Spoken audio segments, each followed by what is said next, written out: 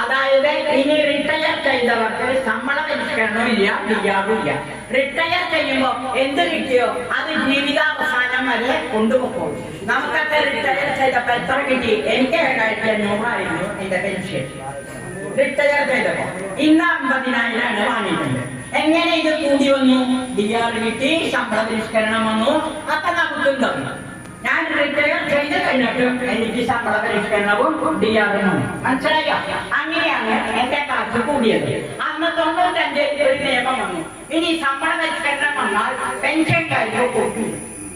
പെൻഷൻകാര് എന്ന് പെൻഷൻ പറ്റുമോ അതുകൊണ്ട് പോക്കോ, ഇനി നിങ്ങൾക്ക് തന്നെ എന്ന് പറഞ്ഞു. അപ്പോഴാണ് നമ്മൾ വളരെ ശക്തിയോടുകൂടി 92 സംഘടന ഇങ്ങനെ എല്ലാവരും കൂടി വന്നിട്ടുണ്ടോ.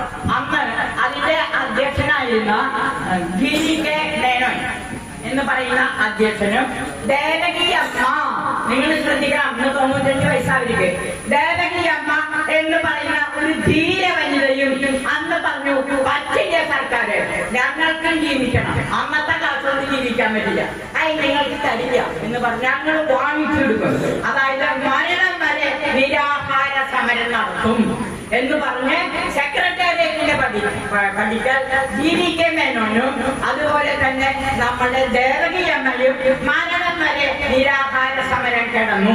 ആ GK മേനോൻ മരിച്ചുപോയി, പക്ഷെ ദേവകി അമ്മ ഇന്നും ജീവിച്ചിരിക്കുന്നു. ആ ദേവകി അമ്മ ഇപ്പൊ നമ്മൾ ആ സ്ഥിതിയിലേക്ക് പോണട്ടോ. ഏത് സ്ഥിതിയിലേക്ക്?